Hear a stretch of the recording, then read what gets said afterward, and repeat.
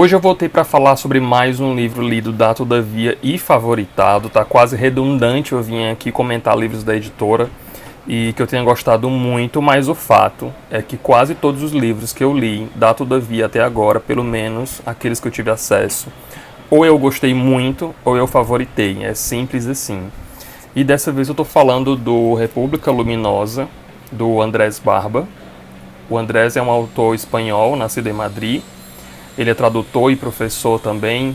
Ele é muito jovem, inclusive entrou na Granta, na revista Granta, como um dos mais jovens autores em língua espanhola, como um dos melhores autores jovens em língua espanhola. E esse daqui é um romance publicado em 2017, é a obra mais recente dele. Muito embora a produção dele remonte aí do final da década de 90, ou seja, tem muita coisa do Andrés Barba para ser conhecido pelos brasileiros, porque esse daqui é o único romance publicado dele até então.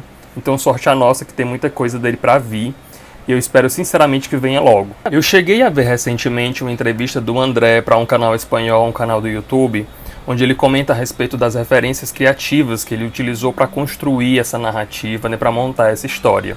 E uma delas foi um documentário russo chamado The Children of Leningradsky. É um filme que você encontra facilmente também pelo YouTube, mas as legendas lá estão em inglês, mas tranquilamente é possível entender, é um inglês muito acessível. No entanto, é uma obra muito difícil.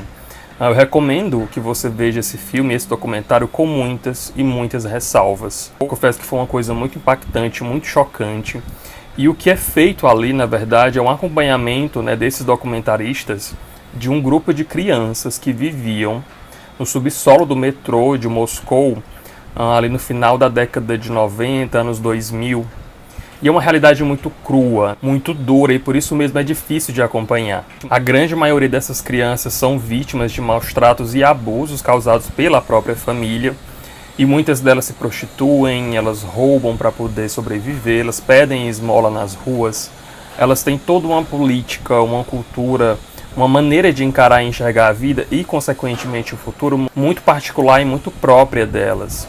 E é muito difícil testemunhar tudo isso. Voltando para o livro, é mais ou menos sobre um grupo de crianças muito semelhante a esse que o autor vai se utilizar para criar e para narrar os fatos que assombraram e assustam a cidade de São Cristóbal até hoje. A trama é narrada por um funcionário do serviço social da cidade. Ele vem da capital, ele é recém-casado, ele se muda então para essa cidade aparentemente pacata e desinteressante, e junto ele leva essa esposa e a enteada, né? Ela já possui uma filha quando eles se casaram, mas ele nutre um sentimento muito forte de paternidade com relação a essa menina. E o que acontece é que, num dado momento, os moradores de São Cristóbal passam a testemunhar o surgimento de um grupo de crianças que eles não sabem de onde vêm, elas não são dali, elas têm entre 8 e 12 anos, e elas parecem meio que se multiplicar, e elas somem, né, de maneira quase que misteriosa.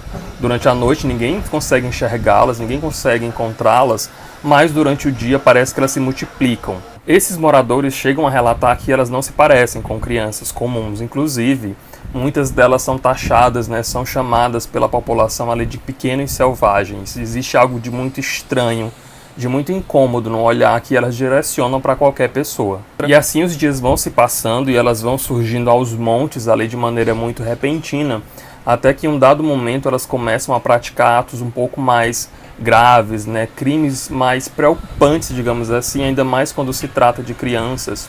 São identificados e elas são as causadoras. A trama é bastante curta e muito acelerada, você pode tomar pelo tamanho do livro, que é muito estreito, muito pequeno mesmo. E talvez por isso ele tenha uma gradação tão forte assim de fatos, acontecimentos e sensações também no leitor.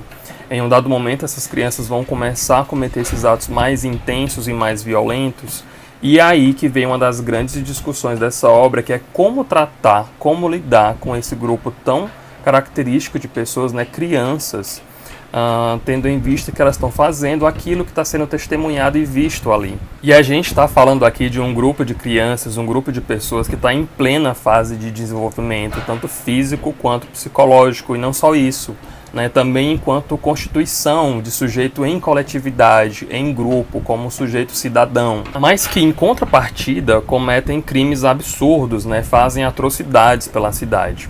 e isso começa a mexer com a consciência coletiva daqueles moradores. Então essas pessoas passam a se questionar inclusive a respeito dessa ideia do mito da pureza e da inocência da infância, algo que é muito próprio nosso, está muito sedimentado na nossa cultura, mas que apesar de tudo é pouco discutido e é muito pouco falado.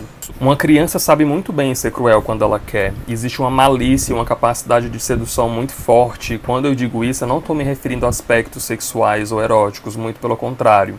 Eu me refiro à malícia e à sedução naquilo que se refere a algo que ela quer de imediato. Seja um choro fingido onde a gente não enxerga uma lágrima, ou seja uma birra súbita na porta de uma loja, num parque de diversão, ou num aparente desespero que a gente não vê fundamento, mas que a gente sabe que é por conta da retirada de um objeto muito desejado. A criança, com o tempo, ela vai se desenvolvendo e, ao mesmo tempo, ela vai aprendendo a ler aquele ambiente no qual ela está inserida, incluindo nesse ambiente as próprias pessoas que estão próximas a ela. E se ela sabe o que funciona, com quem funciona e quando funciona, é o primeiro passo para ela tomar as rédeas da situação, quando, na verdade, não era para estar acontecendo isso. Na verdade, o controle deveria estar nas mãos daquela pessoa que cuida dessa criança. Esse é um assunto muito delicado que pode enveredar aí por vários caminhos distintos e diferentes, pode ter vários e vários desdobramentos, mas esse autor, ele eleva essa discussão a uma potência absurda, mas é uma situação que ela é tanto absurda quanto possível. Dito tudo isso, a minha sugestão é que você veja esse documentário que eu mencionei, mas com essas ressalvas, se você estiver preparado emocionalmente, se tiver com equilíbrio em dias, digamos assim, e dê uma olhada com mais atenção, com mais cuidado nas pessoas que aparecem na sua frente em condição de rua, nas famílias que estão morando nas calçadas, e principalmente nessas crianças. Até mesmo porque isso é uma questão nossa. A gente, enquanto cidadão, a gente tem uma parcela de responsabilidade nisso. Por isso, leituras como essas são realmente importantes, porque elas colocam a gente num lugar que muitas vezes a gente evita estar, mas que a gente não pode se ausentar. É muito importante, é muito evidente isso na leitura dessa história.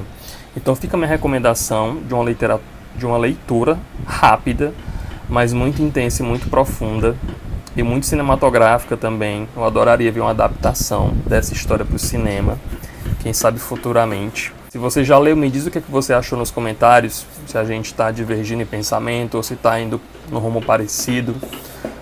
As redes sociais também estão lá no box da descrição. Avalie o vídeo. Obrigado por ter assistido e até mais.